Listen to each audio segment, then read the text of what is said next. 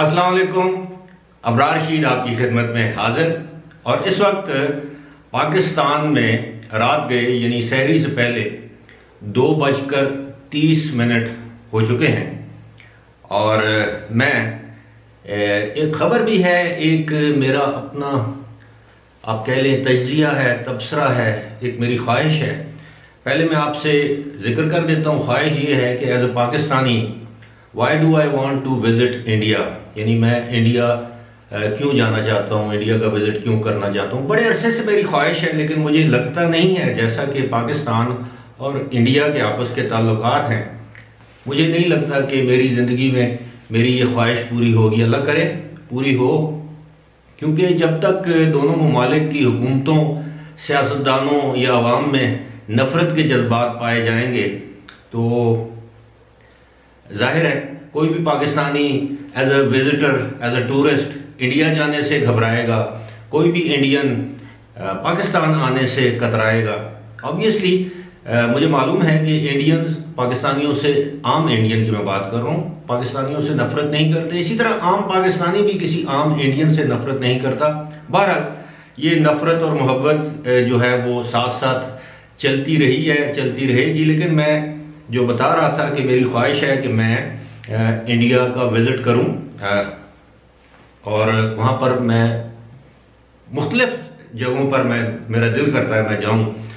कोई एक जगह नहीं है जहाँ पर मेरा जाने को दिल करता हो, और मैं चाहता हूँ कि मैं इंडिया की एक एक रियासत जो है, स्टेट है, उसको एक्सप्लोर करूँ। यहाँ पर मैं एक बात मैं वजाहत करता चलूँ कि इंडिया जाने की ख्वाहिश तो मेरी, आप यकीन कीजिएगा कि बचपन से है।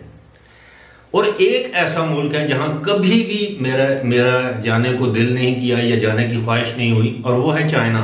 मुझे नहीं मालूम उसकी क्या वजह है, लेकिन इंडिया ऑब्वियसली एक पड़ोसी मुल्क है। पार्टीशन से पहले हम एक ही मुल्क थे, एक ही जैसी ज़बान बोलते हैं, एक ही जैसी हमारी शक्लें हैं। लेकिन जिस तरह पाकिस्तान के मुख्तलिफ इलाकों में डायलैक्ट ज़बानें तब्दील होती रहती हैं, इसी तरह इंडिया के भी मुख्तलिफ इलाकों में, लेकिन जाहिर है वहाँ पर हिंदी बोली जाती है, उर्दू बोली और समझी जाती है। एक साहब है, मैं उनका जिक्र करना ज़रूरी समझूंगा, अहमदाबाद से उनका ताल्लुक है, सैयद फिरोज़ साहब। आप यकीन कीजिए कि मेरी ये चंद महीने पहले की बात है, शायद 1 साल पहले की बात है या 7-8 महीने पहले की बात है। वो मेरे रेगुलर व्यूअर हैं, देख रहे होंगे शायद मेरी ये वीडियो भी। उनको जब मालूम पड़ा कि मेरी तबीयत, मेरे एक कोई प्रॉब्लम था मेरे बैक का, आप यकीन कीजिए कि उन्होंने मुझे ईमेल की, मुझसे उन्होंने मेरा पर्सनल व्हाट्सएप नंबर हासिल किया। उसके बाद उन्होंने मुख्तलिफ हकीमों से, डॉक्टर से रब्ता करके मुझे दवाइयों का नाम लिख के भेजा कि जी आप ये दवाइयाँ लें, इंशाल्लाह आपको अफाका होगा, आप ठीक हो जाएंगे। और दूसरी बात ये है, उन्होंने साथ में ये भी कहा कि अगर आपको ये दवाइयाँ ना मिल सके तो मैं किसी न किसी तरीके से दुबई तक आपको ये दवाइयाँ पहुँचा सकता हूँ, वहाँ से आप कलेक्ट कर लें। ऑब्वियसली पाकिस्तान, उनके लिए शायद ये मुमकिन नहीं था कि पाकिस्तान वो अद्वियात या दवाइयाँ या मेडिसिन मेरे लिए भिजवाते हैं। उनका बहुत बहुत शुक्रिया। तो मोहब्बत देने वाले लोग भी हैं। ऑब्वियसली मैं जब दुबई वगैरह जाता हूँ तो वहाँ पर भी काफ़ी ज़्यादा इंडियन से मेरा इंटरेक्शन रहता है, किसी भी कैपेसिटी में, किसी होटल में कोई मैनेजमेंट में है, कोई वेटर है, या जिस कैपेसिटी में भी, कोई टैक्सी ड्राइवर है, वहाँ के रेस्टोरेंट्स में मैं जाता हूँ।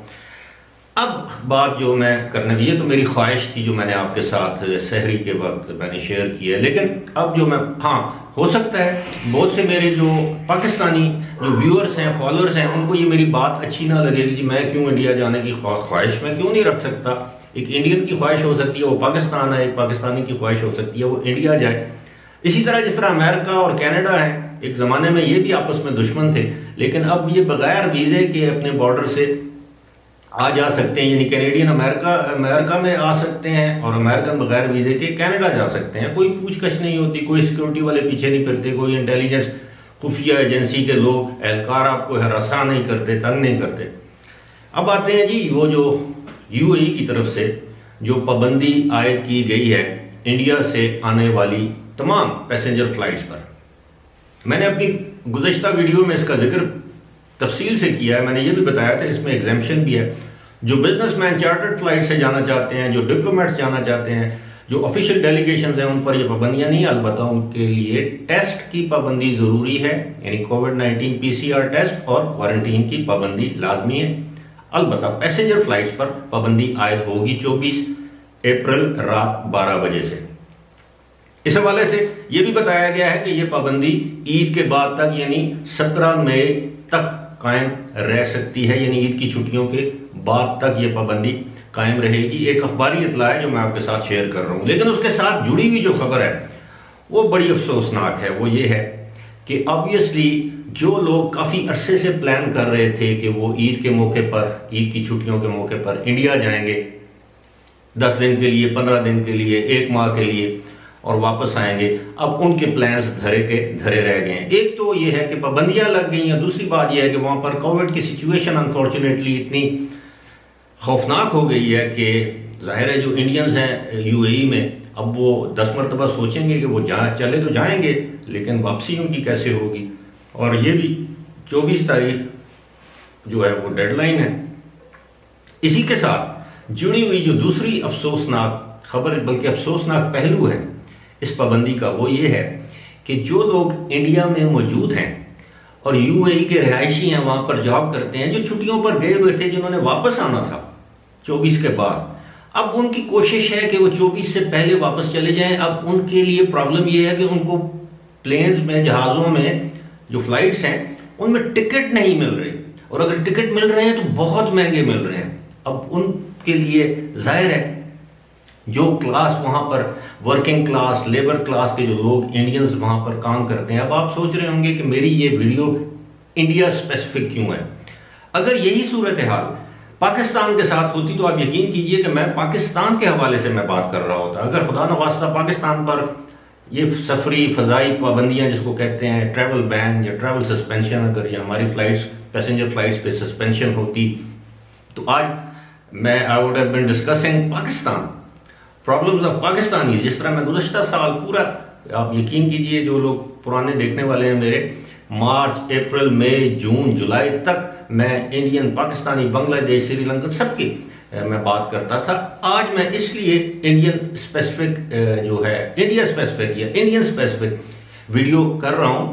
उसकी वजह यह है, वजह ये नहीं है कि मैं इंडिया जाना चाहता हूं तो मुझे इंडियन गवर्नमेंट वहां पे बुला लेगी एज अ डिग्नेटरी या कोई एज अ सेलिब्रिटी, ऐसी बात नहीं है।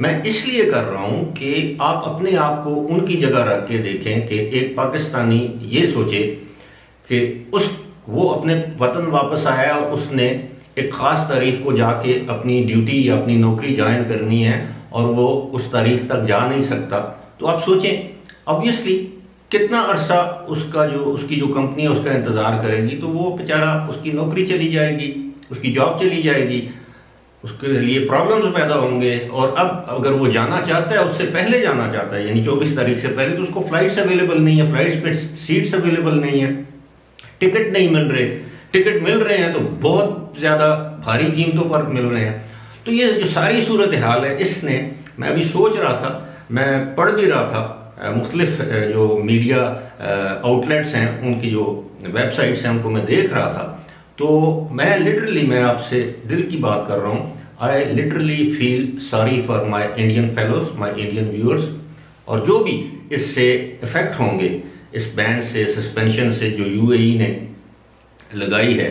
और यकीनन यूएई ने तो अपने मुल्क के लिए कि वो लोग जो वहाँ से आएंगे, इंडिया से आएंगे, तो हो सकता है वो कोविड-19 की वजह से वहाँ पर हालात ख़राब हो सकते हैं, उन्होंने अपने तौर पर अच्छा फैसला किया है। लेकिन इसमें उन बेचारे लोगों का क्या कसूर है जो छुट्टियाँ गुजारने गए थे और अब उनके लिए प्रॉब्लम्स ही प्रॉब्लम्स पैदा हो रहे हैं। उम्मीद है उनके ये प्रॉब्लम्स जल्द रिजॉल्व हो जाएंगे, उम्मीद है वो जल्द ही यूएई, जो लोग वापस आए, इंडिया आए हुए हैं, वो जल्द ही यूएई वापस चले जाएंगे। इसी के साथ मुझे दीजिए इजाज़त, खुदा हाफिज़।